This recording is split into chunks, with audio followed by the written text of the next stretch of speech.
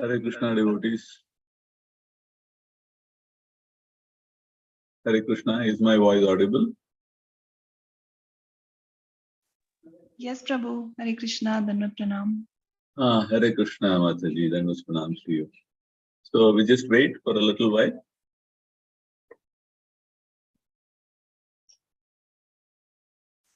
Jagannatha Swami. Interview muted.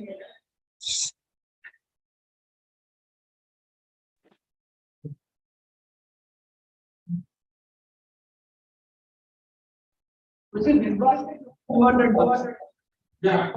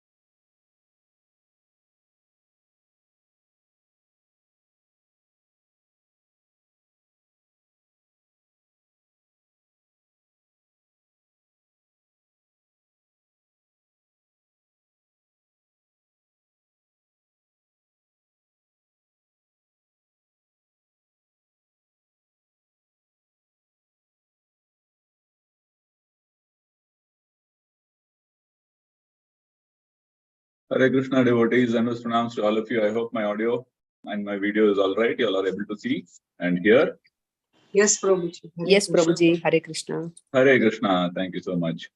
So, is there anyone doing a small kirtan? I mean, I thought that was how it was going. Not too sure. I was just waiting.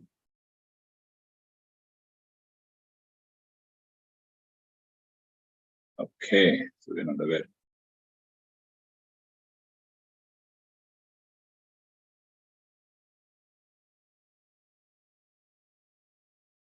So Mansi Mataji, do we start or do we wait for somebody to come in? Prabhu, you can start. I mean, generally when I join, I do the kirtan for 2-3 minutes and then we start. Oh, okay. Thank you so much for that. Hare Krishna. Jayo Radha Madhava Jayo Kunja Vihari Jayo Radha Madhava Jayo Kunja Vihari Jayo Gopi Jana Vallabha Girivaradhari Jayo Gopi Jana Vallabha Girivaradhari Yashodanandana Brajajana Ranjana Yashodanandana Brajajana Ranjana Yamuna Tira Vanachari Yamuna Tira Vanachari Hare Krishna Krishna Krishna Hare Hare Hare Rama Rama Rama Hare Hare Hare Krishna Krishna Krishna Hare Hare Hare Rama Rama Rama Hare Hare Hare Krishna Krishna Krishna Hare Hare Hare Rama Rama Rama Hare Hare Jayo Prabhupada Jayo Prabhupada Jayo Prabhupada Jayo Prabhupada Jayo Jayo Gurudev Gurudev Jayo Jayo Gurudev Jayo Jayo Prabhupada Jayo Jayo Prabhupada. नाम संकीर्तन की जय, हरिनाम संकीर्तन महायज्ञ की जय, श्री प्रभुपाद की जय, गुरुदेव की जय। ओम ज्ञानतिमिरान्धस्य ज्ञानाञ्जनशलाकया चक्षुरुन्मिलितं येन तस्मै श्रीगुरवे नमः।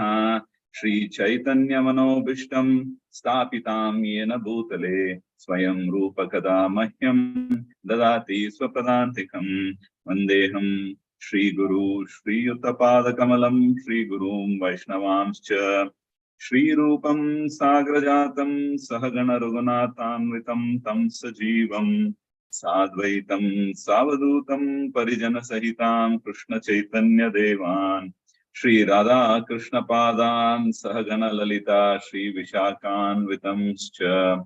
हे कृष्ण करुणा सिंधु दीनबंधु जगतपते गोपेश गोपिका कांत राधा कांत नमोस्तुते। सप्त कांचन गौरांगी राधे वृंदावनेश्वरी वृषभानु सुते देवी प्रणमामि हरि प्रिये। नमः ओम विष्णुपादाय कृष्णप्रेष्ठाय भूतले श्रीमते भक्तिवेदांत स्वामिनिति नामिने। नमस्ते सारस्वते देवे गौरवाणी प्रचारिणे निर्विशेष शून्यवादी पाश्चात्य देशतारिणे। जय श्री कृष्ण चैतन्य प्रभु नित्यानंद श्री अद्वैत गदाधार श्रीवासादि गौरभक्त वृंदा। हरे Krishna Krishna Krishna Hare Hare Hare Ram Ram Ram Hare Hare. Hare Krishna once again to all the devotees. So just try to share the verse that we are going to do for today.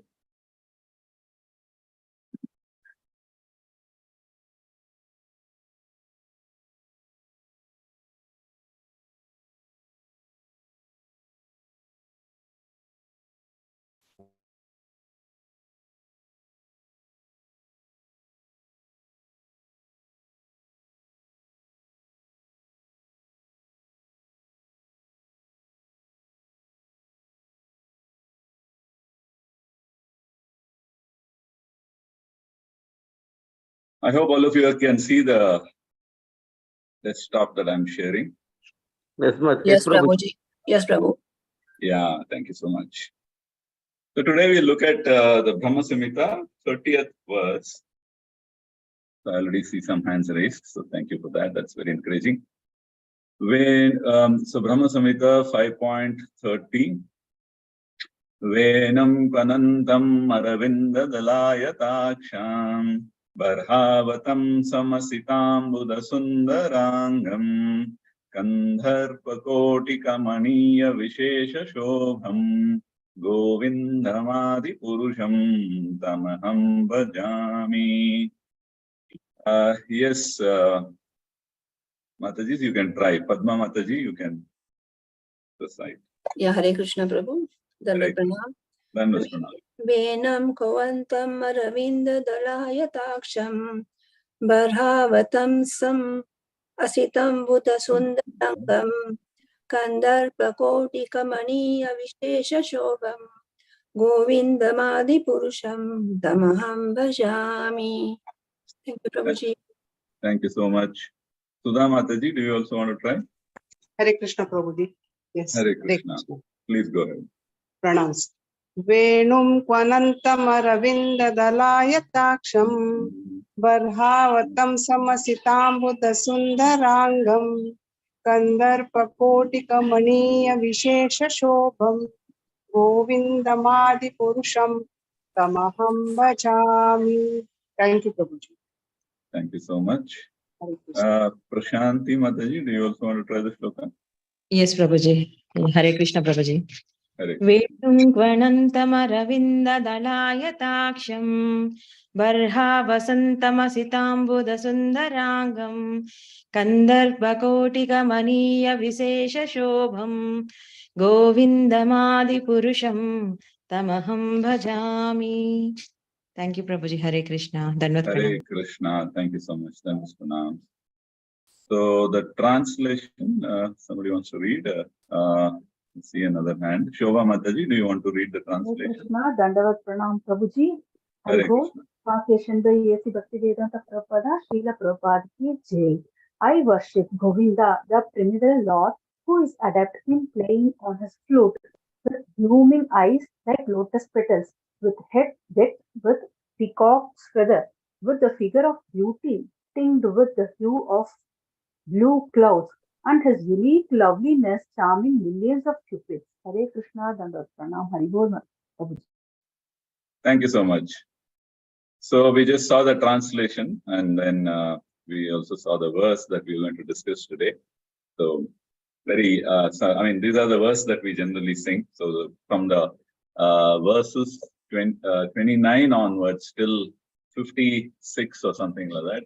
So these are the verses that we generally sing out when we are doing Abhishek and all that in ISKCON. So some of you might be aware, or you might be knowing these verses by heart, which is very nice and good. So I just read the purport now. So the matchless beauty of Krishna, the supreme lord of Goloka, is being described. Krishna, the all-pervading cognition that has a spiritual form of his own. The form of Krishna is not a fanciful creation of imagination formed after visualizing the beautiful things of the world. What Brahma saw in his ecstatic trance of pure devotion is being described. Krishna is engaged in playing upon his flute. That flute, by his enchanting musical sound, attracts the hearts of all living beings. Just as a lotus petal produces a pleasant sight, so the two beautiful eyes of Krishna, who causes the manifestation of our spiritual vision, display the unlimited splendor and beauty of his moon-like face. The loveliness that adorns his head with peacock feather figures, the corresponding feature of the spiritual beauty of Krishna.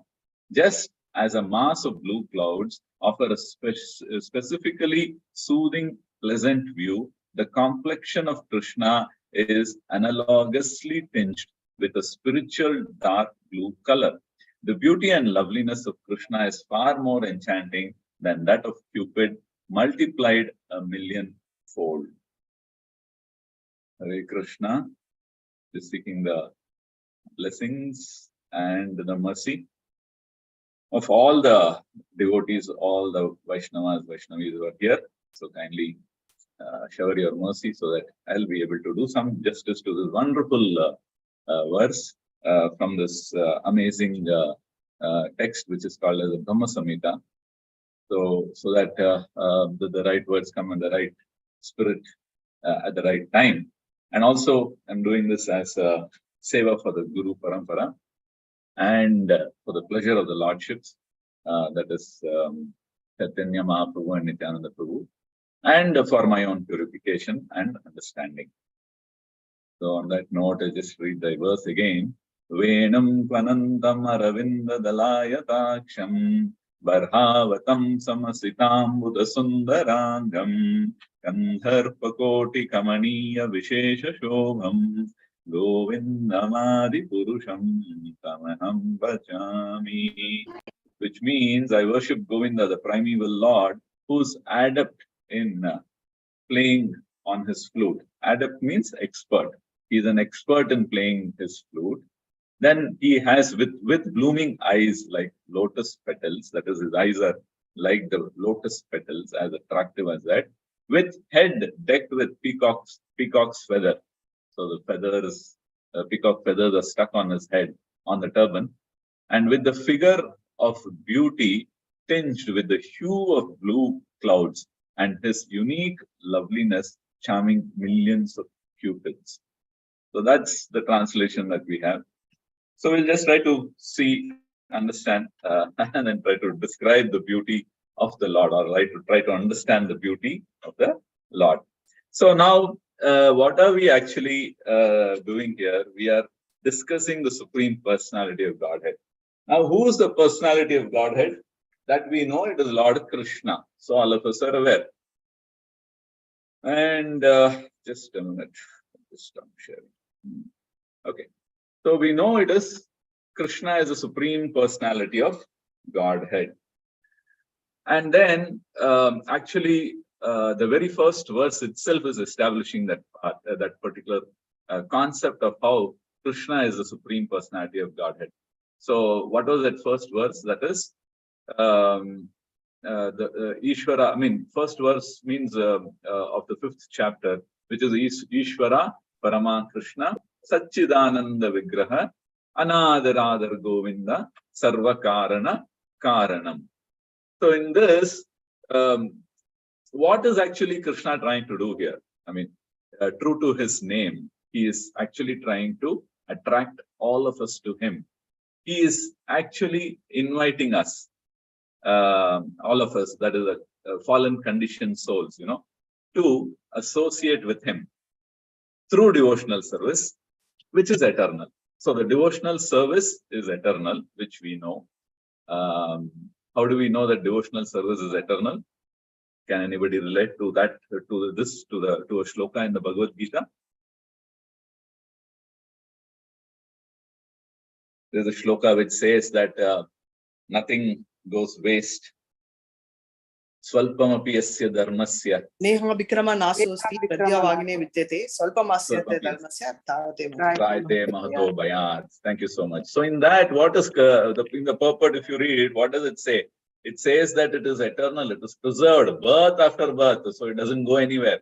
Say 20, 50 births back, we did some devotional service that is still preserved. It is not got eliminated, or it is not got finished because we have changed our bodies, or we have changed our bodies many times. So that's not how the devotional service aspect is preserved. Krishna says that I preserve what you have and provide what you lack. So in that way, the devotional service being referred to as eternal is an understanding that we all have as practicing devotees, especially in ISKCON. So by the mercy of the Guru Parampara, we have been given the highest knowledge first, and then that has been given out. And then after that, we are now analyzing and trying to find out how this is the highest knowledge. So that's what happens. So it's like our effort, unlike the effort of other people, which is ascending process. What's it called? Avarohana.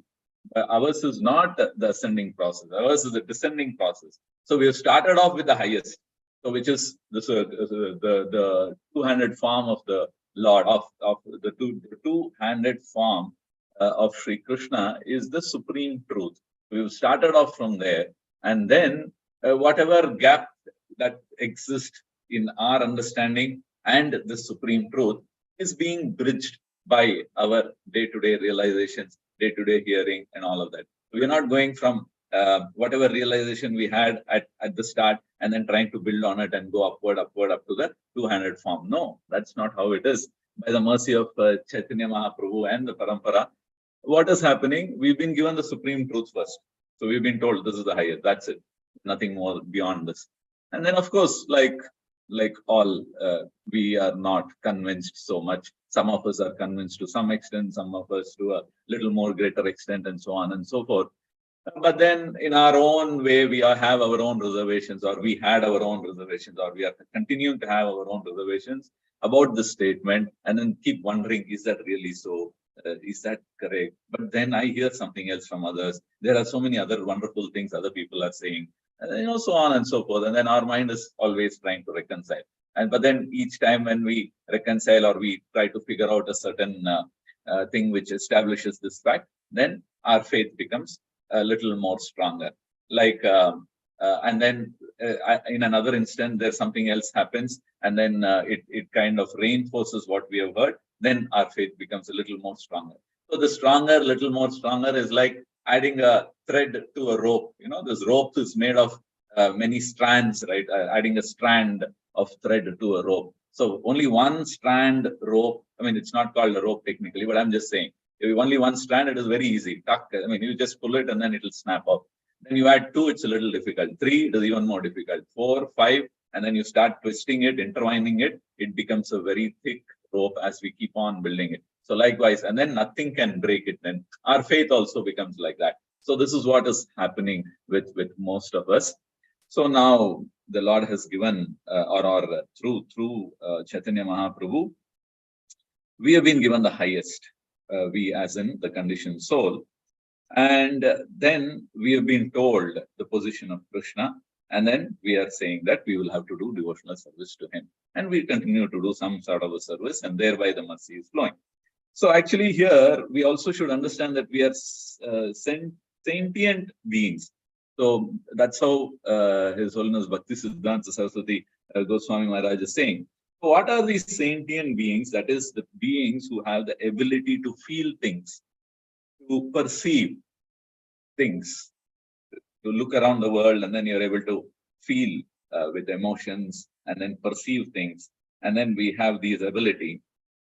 So naturally, the attraction to the phenomenal world, that means, it's a little technical because let's not make it too simple, because His Holiness Bhakti Siddhanta Saraswati Maharaj actually used such wonderful words. So we'll try to understand. I'll try to use those same words, and then we'll try to understand what it means. Okay.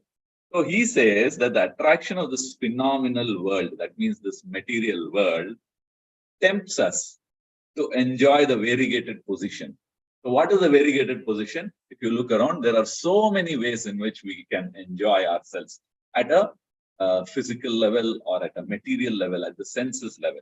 So there is so much of variegation, which is actually, it is an opposition to the monism. That means it is an opposition to everything becoming one, everything is becoming Brahman kind of a concept. It is opposing to that. So you have this situation where there is this concept of Brahman or light or an energy being one, and there is no variegatedness inside that. Variegatedness means variety. So that is not there. But then if you look at the world around, then there is so much of variegatedness. There is so much of color, there is so much of attraction, there is so much of different kinds of taste. There is so much of such things which are there, and it is quite natural that a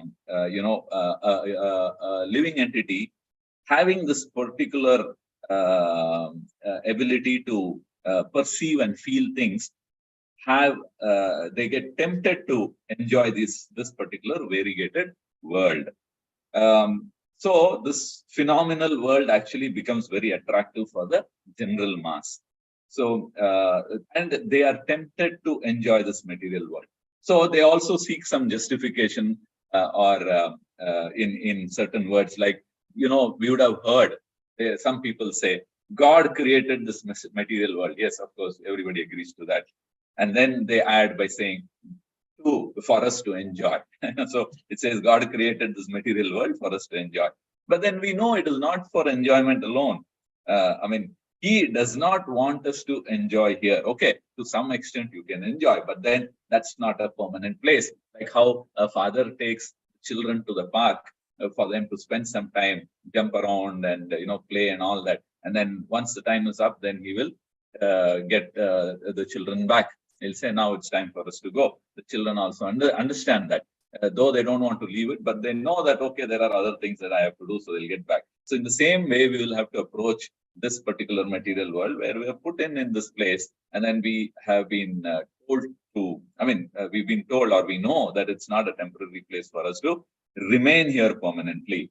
It is a temporary place, and it is not a place for us to remain here permanently. So now, like this, there is this affinity for us to enjoy.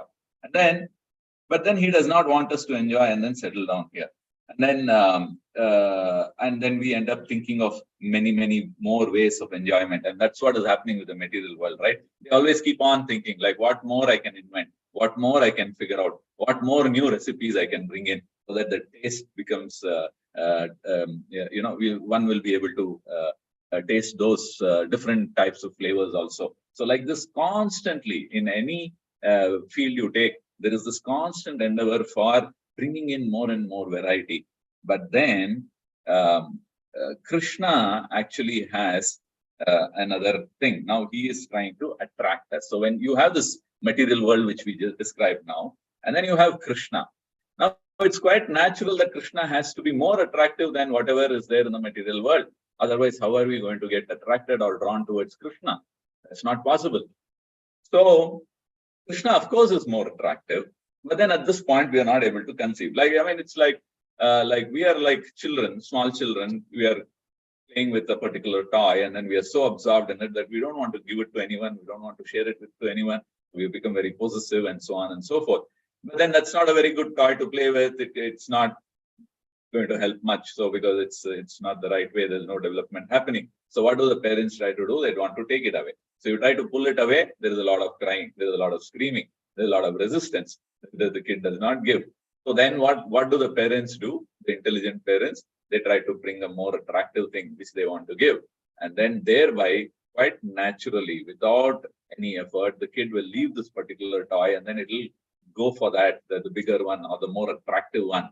So now Krishna is actually playing that role. So he is in a position which is a lot more attractive, but then we don't know that.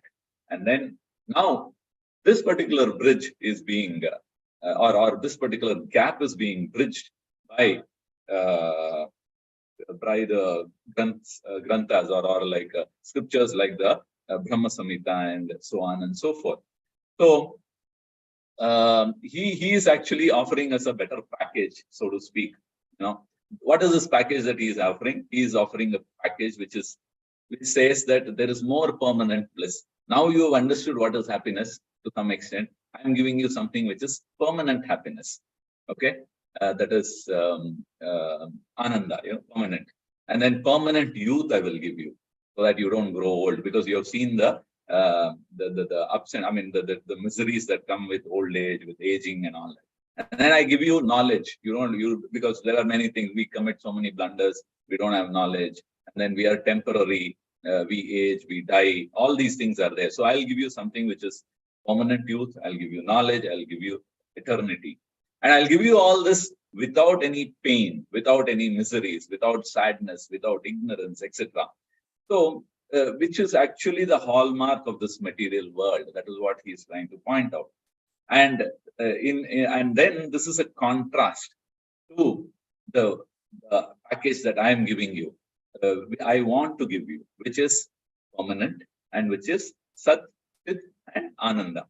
So this is how the concept of Satchidananda is being put across to us, so that we are able to accept it completely and then go for it. Like somebody comes and then they give a talk about to the students in school, maybe in 8th, 9th standard, and then they talk about what can you expect if you get admitted in an IIT or any some premier institute that they represent. Then they try to tell you all the plus points and this and that, and then all that picture is being painted.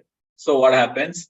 So that the child or the children become enthused to aspire for that. So they make that aspiration their primary goal, and then they go about doing their day-to-day work of trying to study, trying to understand more serious, and then do their effort, do their duty more properly, and then give up certain things which are going to be detrimental to such a progress, and so on and so forth. So now this is what is happening, where the picture is being painted. And who is painting this picture? This picture is being painted by none other than Lord Brahma. So Brahma is in a very prominent position for all of us, right? Why is Brahma in a very prominent position? What are the reasons that come to your mind? The first reason anybody wants to take you. Whatever Brahma says is very dear to us. Why? It is because we are from the Sampradaya. What is our Sampradaya? Brahma, Mathva, Gaudiya, Sampradaya. So he is our Guru, our first Guru. That's where the Sampradaya started. So it is our duty. We are duty bound to listen to him or give that position to him, so that we are not trying to say like, okay, that's all right, I'll keep it aside. No, because it is coming from Brahmaji, who is the start of our Sampradaya. And then he is the topmost personality. And then he is the first person who in this material world. And then he is the creator of the material world. It is like the manufacturer telling, this, what I have manufactured for you, has a limitation. It is only this much. But there is also other product, another product which you will have to take, which will be the opposite of all of this. So like that, the manufacturer himself saying, so because he is a creator or he is a secondary creator, So in this way, we can understand how, we will have to tune ourselves to accept this fact of how Brahma Samhita becomes a very important grantha or scripture for us. And then in the same Brahma Samhita, it is said that Lord Krishna, the name of Krishna, is the most suited for a personality who is always attracting us away from impermanence, from ignorance, from darkness, and all of that. So, in fact, if you all recall, when we were all children, even now probably the children are being taught that the prayer was that only, right? What was that prayer we used to do? Asatoma Satgamaya. And then what was it? Amasoma Jyotirgamaya. Mrityurmam Amrutam Gamaya. So what does that mean actually? It says Asatoma, I am in Sat. Take me to Sat. And then I am in Mrityu. I am in death, means I am in impermanence. Take me to Amrutam, which is immortality. And then I am in Tamas, that means darkness. So take me to Jyoti, that means light, knowledge. So like this, what is this knowledge? What is this darkness?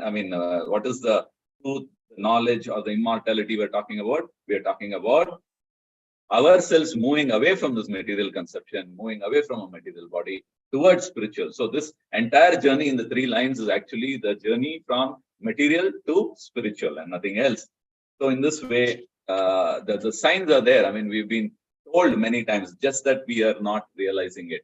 But then who is making us realize all this? In fact, even I had never really paid much attention to this Asatoma, Sadgamaya, and although I knew it, I thought, okay, it's some prayer, and then I had your own this thing. But then after you come to ISKCON and then try to understand the philosophy, then you realize that it's all so nicely connecting. It is so wonderfully there. It was always there. The messages was always there. It's just that we were not tuned to it. We could not catch it. It's like those radio waves. It's always there. It's just that we didn't have the device to catch it. Now the device is given to us, which is the parampara, and then which is Chaitanya Mahaprabhu and the entire parampara.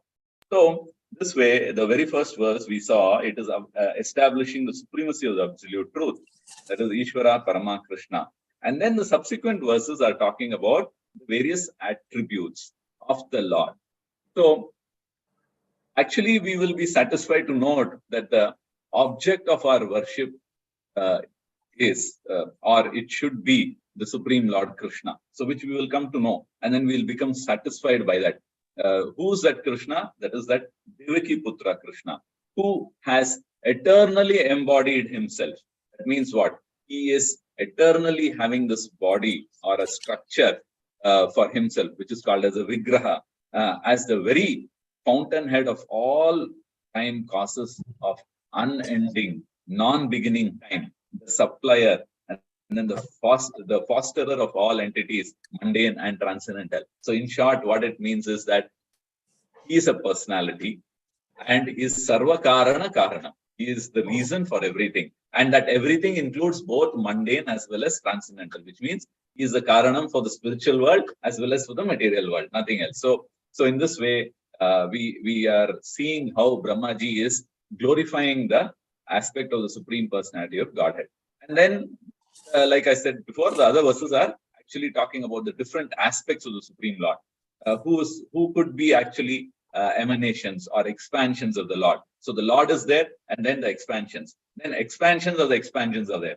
The potency of the expansion of the Lord is such that the expansion can expand further. So you have expansions, then you have expansions of the expansions, and so on and so forth. Like how you have a banyan tree, it bears a seed, and that seed can expand into a tree, and then it gives more seeds. Those seeds also have the same potency of expanding itself or germinating more big trees out of it, and it goes on like that continuously. So this gives us an idea of how the Lord expands, and then that expansions can again expand. So like this, it gives us a lot of relief, and then it gives us a lot of enlightenment when for everybody, when they understand what is in Brahma Samhita. Like who's this everybody? Actually, Bhakti Siddhanta Saraswati Maharaj is going a step and then defining who's everybody. He says all materialists, everybody who's materialistic in nature, all atheists who don't believe in God, agnostics, then skeptics, they have a very critical view, they're always negative. Then naturalists, and then pantheist. Who's a pantheist? Does anybody know who's a pantheist? Pantheism. Have you heard of this word, pantheism? Yes, Prabhu. Hare Krishna, Prabhu. Yes, one who Madhavi. believes in many gods, Prabhu. Exactly. So one who believes in many gods. So all of us are pantheistic. So because, at least till we came to Krishna consciousness. See, pantheism is something that is, everybody think that Hinduism means it is a pantheistic religion. That means a religion which has many gods, which is true also. And then you name the gods also. So then we also get confused. We think, oh yeah, okay, maybe that's how it is. And then some gods are bigger, more powerful. Some gods are less powerful. And then, like that, So, but then, even if he's a pantheist or any type of individual, they will all get aligned to Lord Krishna once they understand the Brahma Samhita. And then Krishna is the root cause of all of these people. And then there are other verses which is talking about how Krishna also is the embodiment of all rasas, all the mellows, all the interactions that are happening. Everything, the sum total of everything is Krishna.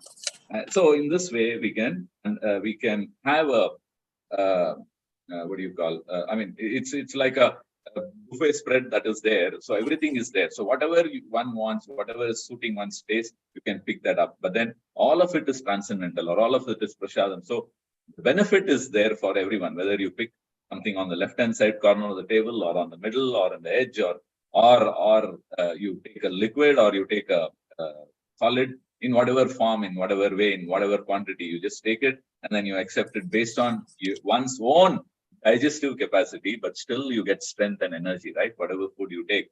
So in the same way, whatever we take from Brahma Samhita, based on our understanding, our capability, definitely that will help us to move towards this aspect of Vaishnavism, the aspect of accepting the Lord as the supreme, the aspect of doing devotional service, aspect of understanding what is devotional service, so on and so forth. So this is the thing that I just wanted to mention. And then we all know actually what in today's verse, what is it saying? It says, Venum Panantam Aravinda Dalayataksham Barhavatam Sam Asitambuda Sundarangam. So we already said that Krishna is very attractive. Now this attraction is being described. So how is it being described? That like how do we start? It says like Krishna is very beautiful. Yes, of course. And then beauty aspect is actually one of the 6 opulences of the Lord. So there are 6 opulences which you might have heard. What are these opulences? If anybody wants to say. Strength, wealth, beauty, knowledge, fame, and renunciation. Thank you so much. So in that, beauty and renunciation, Mataji said. So we are talking about the aspect of beauty. But then it is also said that the Lord is having all of this in full. There is no one who can have more than the Lord any of these aspects or any of these opulences, which means that that is why the Lord is called as Asama Urdava. So like one who does not have an equal, or one who's not exceeded by anybody. Means there is nobody who's greater than him nor equal to him. That's the whole point. And then Brahma is actually describing, or he's trying to describe the beauty of Krishna. I'll try to say why I'm using this word trying to describe a little while from now. The personality of Godhead who is in Goloka, he's trying to do that. Then also his spiritual form is being described. It is actually the form that is being described here is spiritual form. And the spiritual form description is actually the Sambandha Jnana, because we are now trying to connect to the form of the Lord in our mind so that we can do smarana. When we close our eyes and think of Krishna, what do you think of? Whom do you think of? Like let us say we didn't know anything. Then what do I think? Krishna. Okay, you said the name of God is Krishna, fine. But then how do I visualize? How do I picture the Lord in my mind so that then the picture I can try to meditate on it or pull that picture in my mind for some time or whatever, for a long duration. And thereby I will be able to develop an attachment to that particular Lord. And then thereby when I'm doing the seva, it becomes more the same. Because by developing an attachment, by dwelling on that person, then love is developed. And once love is developed, then whatever I do will be in loving devotional service. So this is how, it has to be looked at. And then Bhaktisiddhanta Saraswati Maharaj is saying that this is not some fanciful creation of imagination formed like after visualizing the beautiful things of the world. Now you see a beautiful lotus leaf. Okay, a beautiful lotus petal, sorry. So the lotus petal, I will have a personality whose eyes are like this. Then there is this beautiful peacock feathers in the bird.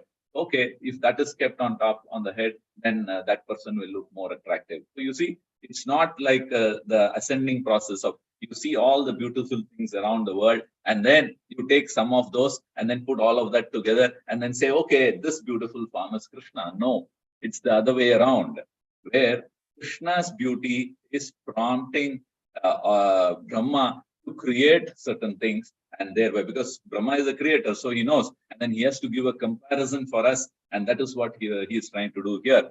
That is why I said he's trying to compare the beauty of Krishna. Trying to describe the beauty of Krishna, because who can describe the beauty of Krishna? Nobody can describe. So we are all trying to. In the same way, even Lord Brahmaji, right from, because Krishna himself has said, Brahma Bhuvana Loka. So right from Brahma's Loka, everybody has to die. So all of us are conditioned, all of us are in materialistic bodies and so on and so forth. So Brahma also, even though he's the most intelligent, he is the one who actually created the universe and all of that. Still there is a limitation for him because he is in a material body. And then he is still like all of us. So and then he also uses words, and then he has to describe something. So when he is describing, he will not be able to describe it in all fullness. He will have to use some relative concepts. The relative concepts are these. What are those? Now, the matchless beauty of Krishna is being described. How is it being described? It is being described like, as an example, what we see in this verse. Eyes of the Lord how is it described? It is so beautiful, like the lotus petals. Now, this is something that is matchless, we are saying, but then we are trying to match it with something material. Now, the face of the Lord, it is very beautiful. But then how beautiful? It is like the moon, moonlight. Now, lotus petal, moon, something that we can perceive. So we have seen it, so we are able to draw some parallel there, so we understand. Likewise, the color of the Lord, what is it? Blue black cloud. So what is this blue black?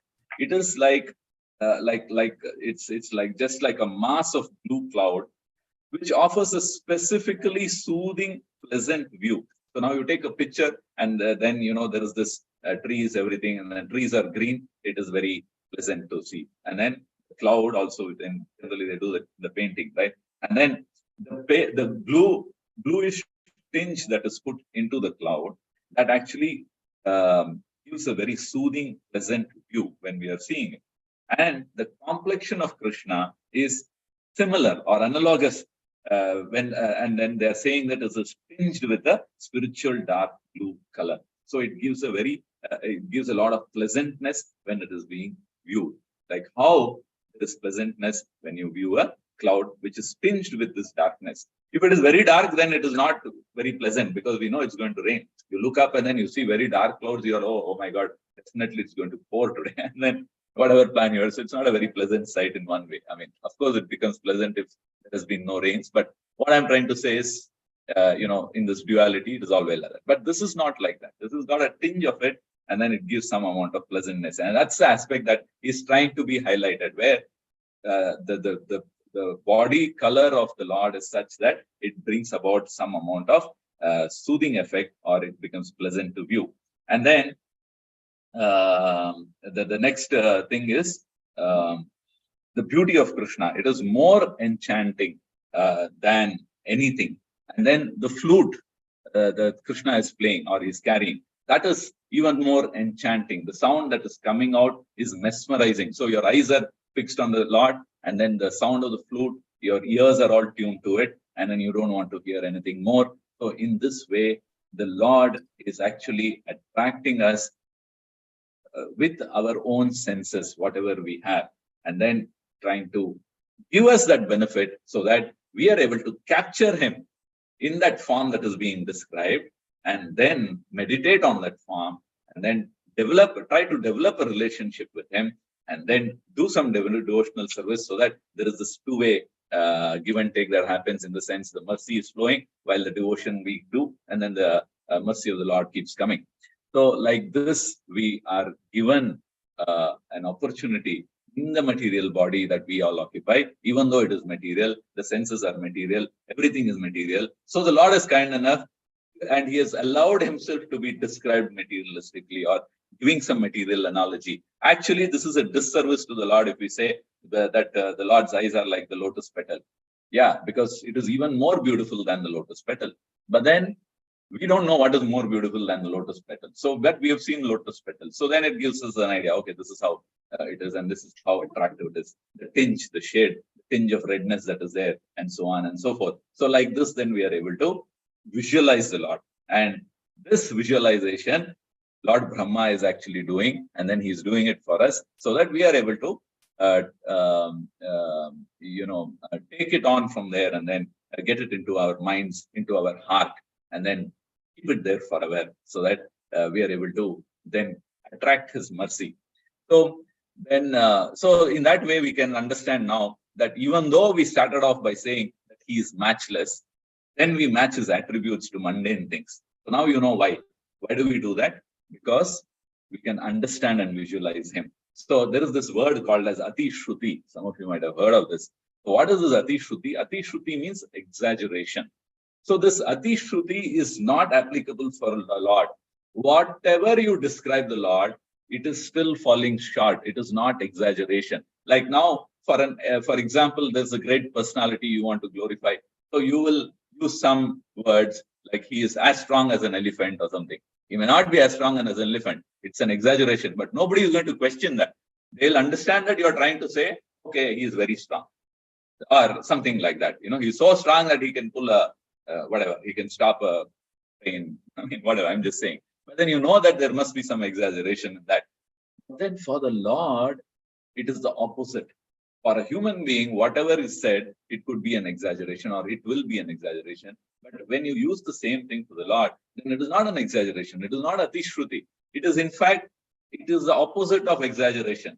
We are actually downplaying the Lord by comparing it to, even if we compare it to the highest or the most wonderful thing in the material world, still we are undermining the aspect that we are trying to describe the Lord. That should be the understanding. Now, at the intellectual level, we will have to understand this. So at a sentimental level, it's all right. But then we should understand that there is no way that we can actually glorify the Lord. And it is not complete glorification. It is still falling short. It is like if you are answering a 10-mark question, you are only attempting to do 5 marks only, and then hope to get 9 out of 10, even though you have only written for what you deserve for only 5 marks. And that is the mercy that is there of the Lord.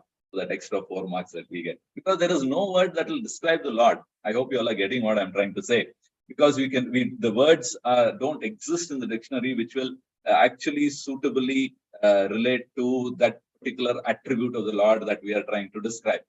So it is always falling short. That's the long and short of things. So this is why he is also called as achintya.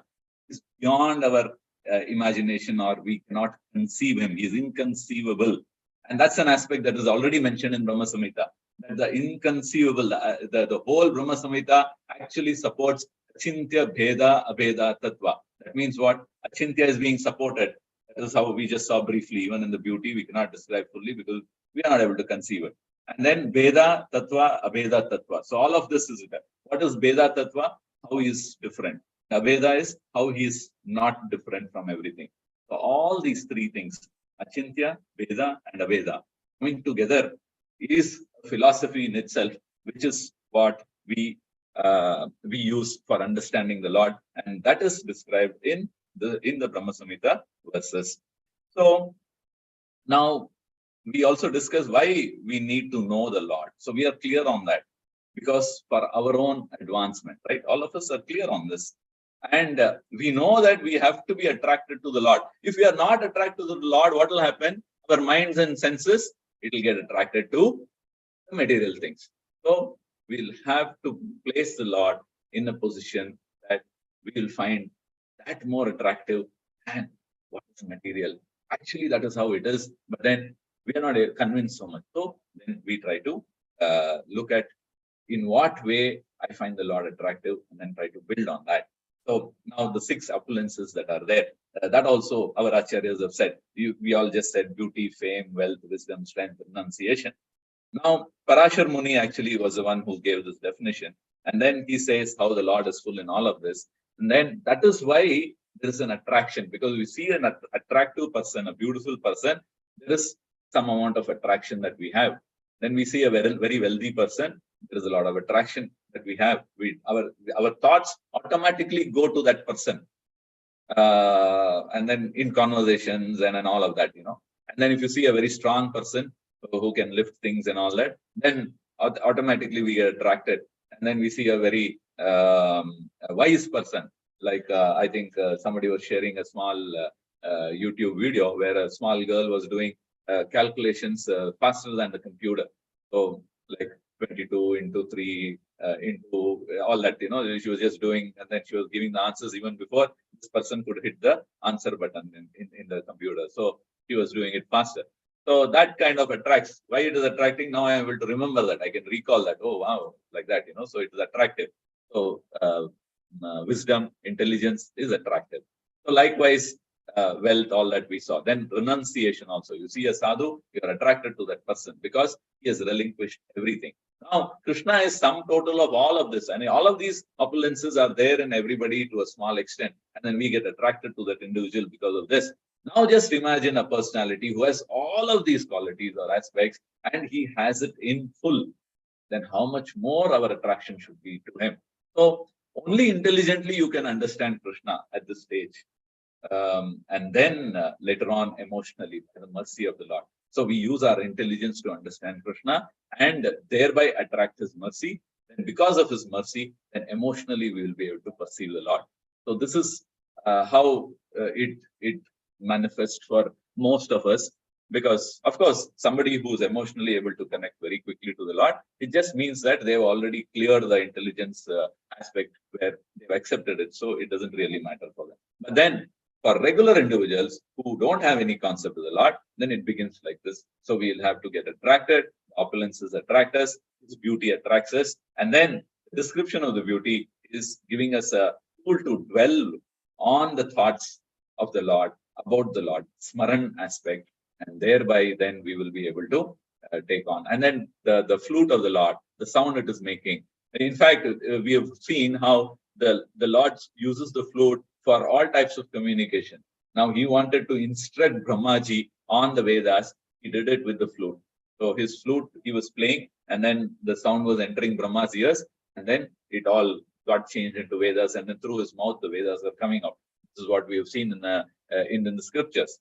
And then the flute was used to attract the gopis. He just played, and then the gopis all left everything in the dead of the night, and then they came to Krishna. And then he plays the flute, and all the cows that are gazing nearby, the calves when he was a small boy, and then the cows when he was grown enough to take care of the cows. So both of them, they get attracted, and then they used to come and then surround him the moment he starts to play the flute. And then all of the other things, like in the description, it says the deer, sabda, they all moving things become immovable, and all immovable things begin to move. So that's the aspect of how everything becomes topsy-turvy when they hear the sound of the flute. It is so melodious. It is so enchanting. It is so, it touches our heart, and then we just want to hear it again and again. And that's how wonderful it is when Krishna begins to play the flute. And then when Krishna is, the beauty of Krishna is such that Cupid is like Manmata, like he is the most attractive person, Cupid. So the most attractive person multiplied 1 million times. That beauty is still smaller when you compare the beauty of Krishna. So Krishna's beauty is greater than beauty of Cupid multiplied 1 million times. So mathematically, if you want to know. So like this, we can begin to understand with our small limited understanding, with our small limited, intelligence that we have, which is given to us, and which has this propensity to get corrupted, like deviations are there. We are trying to understand Krishna, then we see something attractive, then we'll stop this and then go. The mind is so disengaged in that, right? So we keep moving here and there. So like we are reading, and then there is a wonderful music that comes on the road, then we want to go and see what it is. So we are inquisitive, but we are inquisitive in a wrong way. But then in spite of all of this, still, when we continue our endeavor, try to read the Brahma Samhita in the way it has to be. Because otherwise, if you just say, Venam Kvanantam Aravinda Dalayataaksham Paravatam Samasitam Buddha Sundarangam Kandharpa Koti Kamaniya Vishesha Shobham Govindamadi Purusham Tamaham Bhajami.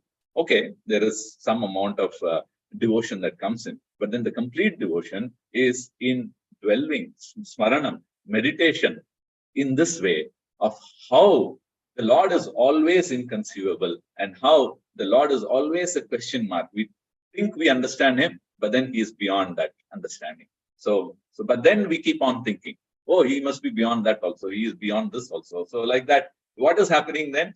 In our mind, actually, Krishna is taking the mind space more and more. So he is taking our mind space. We are always thinking. We try to connect. That's why the Acharyas say, always connect to everything to Krishna. What is the advantage of connecting everything to Krishna? In our mind space, we are giving a lot of time, lot of space for Lord. So that means what? Our smaranam. We are becoming so lesser and lesser of materialistic things. Lesser and lesser of materialistic things means that then we are detaching ourselves from the materialistic ways of life or all that. We might continue to do some activity, but then in the mind, it is something else. So in this way, we can understand how all these descriptions become very important for us, very, very necessary for us, not important and necessary for us for our own benefit. And that is why Brahmaji is now pouring out all these verses where he is describing the Lord in many ways. Some of us are attracted to the beauty, somebody else to the other type of opulence, which will come subsequently in Brahma Samhita as we move on. You'll see that everything is being described. Relationships are being described. Qualities of the Lord are being highlighted. The Leelas are being highlighted. And thereby, each time we are building one strand to that rope of faith, and thereby it becomes stronger and stronger for us. So we become the beneficiary of all of this, thereby allowing us to go back home, back to Godhead.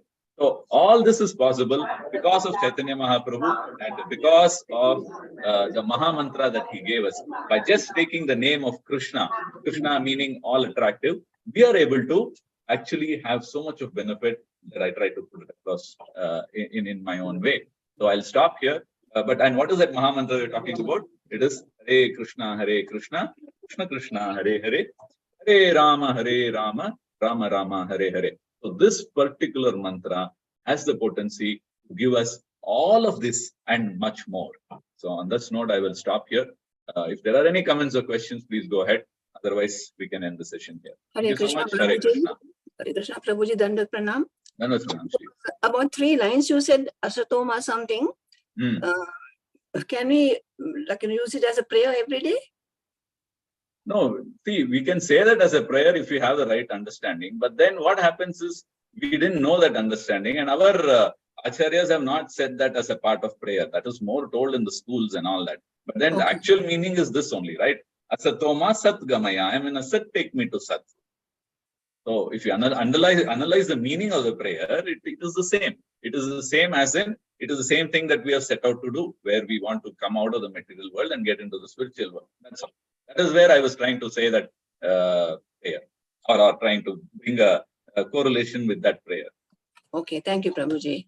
Dandat Pranam. But no need to say that. We don't have to say that. Okay, I understand. Prabhuji, the 6 opulences of Krishna is beauty, fame, renunciation, and Wisdom, strength. Okay. Thank you, Prabhuji. Hare Krishna.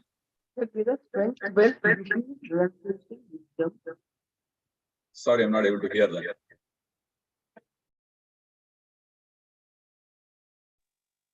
Hare Krishna, Prabhuji. Hare Krishna.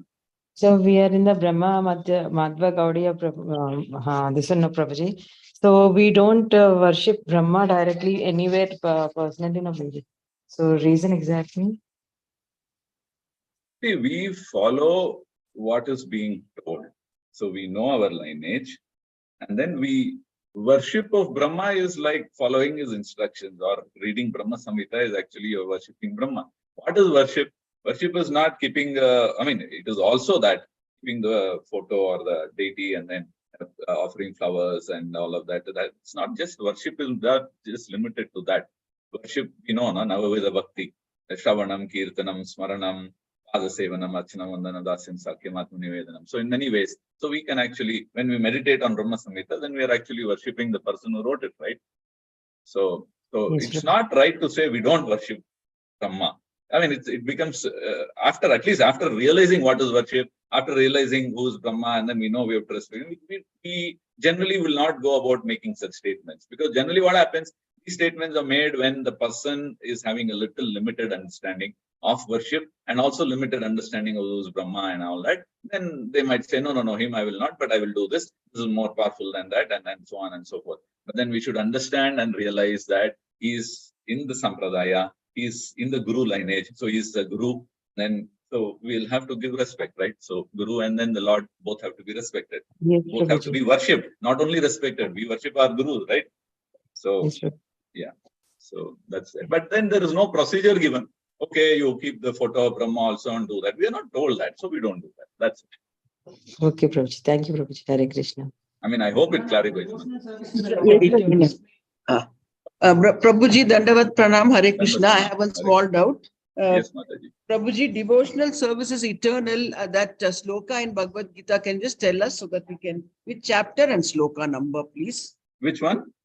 Devotional service is eternal. Eternal. Oh yeah, the second chapter, verse 47, 49. I can't recall. Okay, Prabhuji. No, Neha Abhikramano Asti. Anybody knows the verse number? 2.40, Prabhu. 40. Yeah, thank you. 40. Okay. Thank you, Prabhuji. 2.40.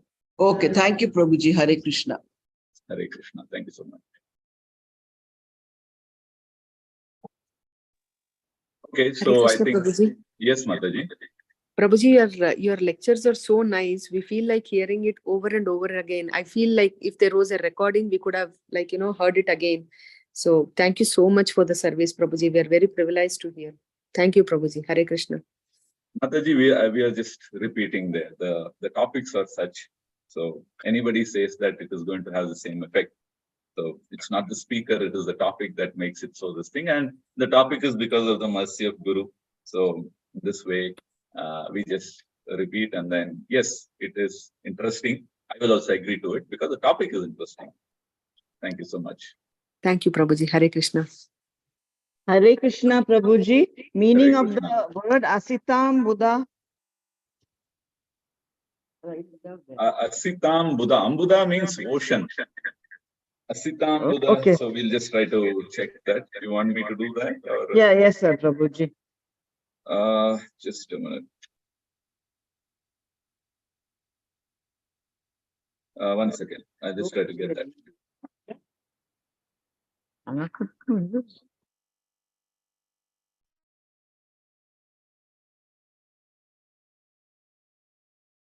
No, Asita Ambuddha means tinged with the hue of. So Pardon, it is. Prabhuji. It says tinged with the hue of. Hue Oh, means. thank you, Prabhuji. Yeah. Thank you very much, Prabhuji. Yeah. So that it is not that Ambuddha, that is ocean, that is different. Here, this Asita Ambuddha is like tinged with the hue of blue clouds. That is what is the meaning translation here. Hare Krishna, Prabhuji. Hare Krishna. In Brahma, Madhva, Gaudiya, what is Gaudiya, Prabhuji? Maybe Gaudiya yes, is the Bengal region, no? The Brahmanas there. There is a sect called as the Gaudiya Brahmanas. So they are the representatives who have taken this particular sampradaya from Madhvacharya, and then it has continued through them. So we are just trying to make that route more clear. We can say Brahma Sampradaya, but then we are being more specific. We are saying Brahma, then from Brahma, then of course Narada, then Vyasadeva, and then Madhvacharya, and the Madhva Sampradaya continues up to Madhavendra Puri, and then from there, then the Gaudiya in the Gaudiya area, no, they're like that group of people who are there. They're called as a Gaudiya. Prabhuji, Whatever. Place or cult, Prabhuji? Gaudiya? It could be the Gaudiya, the place also is referred to as Gaudiya, then it is also like Gaudiya Desh, they say, and then that one particular community probably is also was called like that. So it is that Gaudiya. So that Gaudiya much that we have, no? Because Prabhupada is actually from that only, right? Gaudiya Sampradaya. Yes. So Brahma, Madhva, Gaudiya Sampradaya. Where from Madhavendra Puri, then Ishwar Puri, then Chaitanya Mahaprabhu, and then the Shad Goswami means Rupa Goswami, like that. Then it has come, right? Okay, Prabhuji. Thank you, Prabhuji. Hare Krishna. Dandavat Pranam. Dandavat Pranam. Hare Krishna. So I think we can end the session here if there aren't any more questions. So I just put it across in a very crude way. But then the whole point is that words are not sufficient to describe the Lord. So today we had a very challenging task of trying to describe the beauty of the Lord. So he is not describable. That's a long and short of the whole thing.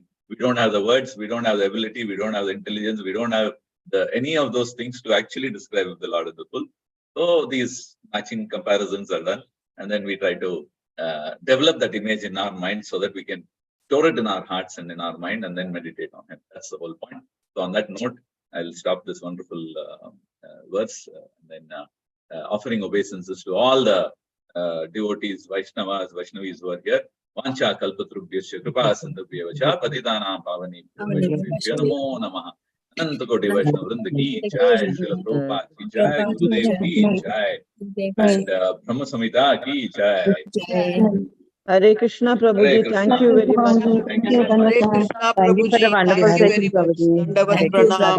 Dandavat Pranam. Hare Krishna. Thank you, I'll end the Prabhuji, session for all of you. Thank you for so much. all the description. Thank you.